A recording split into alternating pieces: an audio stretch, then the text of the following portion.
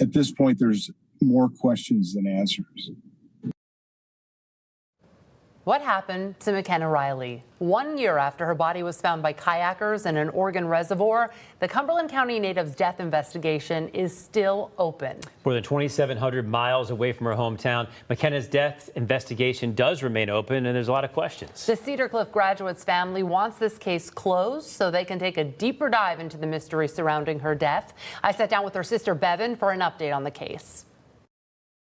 Do you wait a year? Do I have to worry about my parents like for a year? You know, I mean, I'm going to worry about them for the rest of my life, but like they're this sad forever because there's no closure.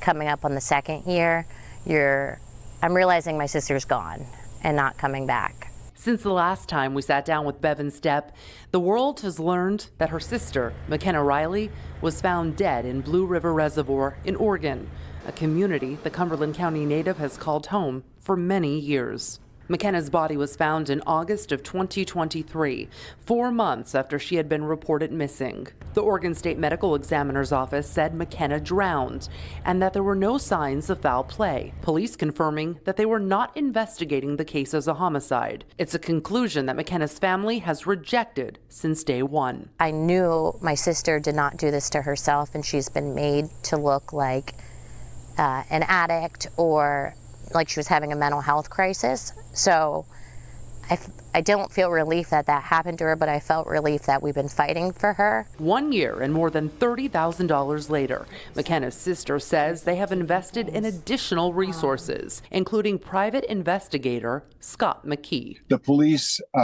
did not take action where I think it was clear she was a danger to herself. She was disoriented. Something was wrong. McKee referring to the last time Mekenna was reported seen naked and afraid at a construction site on Wednesday, April 5th. It's something our reporters asked the Lane County Sheriff's Office about early on in the investigation. Can you provide any insight into what the decision-making process was that led to her driving off under her own power? Yeah, let's pause for a second so that, and then I'll have you ask the question again. The deputies had conversation with her face to face, and ultimately she did not meet the required legal requirement for them to be able to lawfully force a mental type of evaluation on her.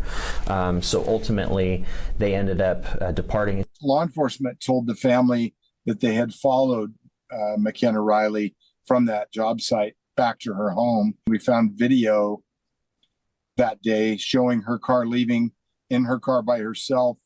There were a couple private vehicles leaving the area behind her, but no law enforcement following her. And then there was the incident on Saturday, April 8th, when Mekenna's close friend, Tara, showed up at the construction site with police. We spoke with her over the phone. I saw clothing that I felt were Mekenna's. I asked the police officer if he wanted to get them out of the water because I didn't want to mess anything up by touching them. He said that there was a lot of transients in the area and they, couldn't relate them to Mekenna. And I was like, okay, I'm pretty sure that's her marmot jacket. We use the evidence that we're able to get, and that's why it's so important if you have any tips that you call us. We use the evidence that we're able to get so that we can best focus those resources to search areas or to chase down any breadcrumb trails that might be able to lead us towards a resolution. I told him more than once after I fished the clothes out of the water and could see them better, I was like, these are Mekenna's. I think that's made it really hard to mourn her, is having to play detective and hear really gruesome facts and figure things out. Try not to look at her autopsy photos. But her private investigator did. And what he and the private pathologist found was as shocking as it was disturbing. The significant detail in Mekenna Reiley's independent autopsy that is not consistent with the state's finding and what it could mean for her family is coming up tomorrow, Joel D. at 6. It is so frustrating watching this. You feel the family's frustration because there's so many loose ends here. How's been their experience? Did you have some of that as well? Just help what they're going through? Yeah, they're just spending a lot of money and a lot of time trying to do things to help police, but the investigation is still open, so that ties their hands. All right, we'll see you tomorrow at 6. 1 year after Mekenna Reiley's body was found by kayakers in an Oregon reservoir, the Cumberland County native's death investigation still open. And through an independent autopsy, Mekenna's family has discovered a significant detail that is not consistent with the state's finding. And it's as shocking as it is disturbing. Here is part 2 of my interview. I've seen bodies decomposed before, and so is she. This is different. It was a moment of shock for private investigator Scott McKee and a private pathologist, both hired by Mekenna Reiley's family. The Cumberland County native went missing in April of 2023, only to be found dead in the Blue River Reservoir in Oregon 4 months later. There is evidence that the family wants to examine and evaluate that has not been examined and evaluated. The Oregon State Medical Examination concluded Mekenna's manner of death was undetermined, but the cause of death was freshwater drowning, something her family rejected from the start. In our private autopsy, we found that, there is zero evidence of Mekenna drowning. The private autopsy also concluded the manner of death was undetermined, but that the cause of death was, quote, concerning for possible foul play and suspected injuries to the deep structures of the neck, most consistent with a sharp incision.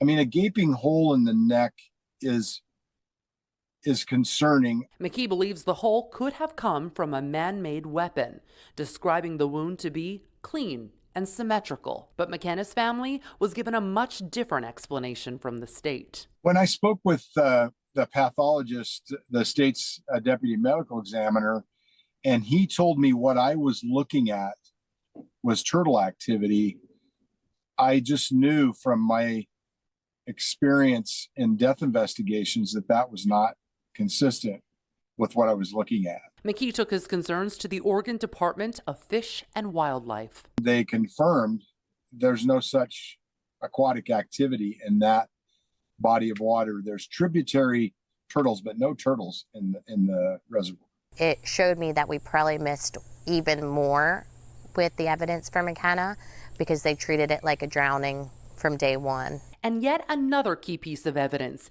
indicating Mekenna did not drown, McKee says. The lungs did not appear saturated and congested in an extent that you would expect to see in a drowning. And finally, lividity. That condition implies that Mekenna Reiley died on land, remained on land for a period of time, and then was placed in the water, likely to make it look like she drowned. All right, there's a lot there. What's next? So what they want to do, Mekenna's family does believe that there is so much to be done, and they're planning to hire a medical attorney to help get justice for their loved one. So what they did was they created a GoFundMe so that they can get everything done that they need to on their own and try to get some answers, basically uncovering the truth on their own. All right, thank you for that story, Jasmine, and we'll see what happens.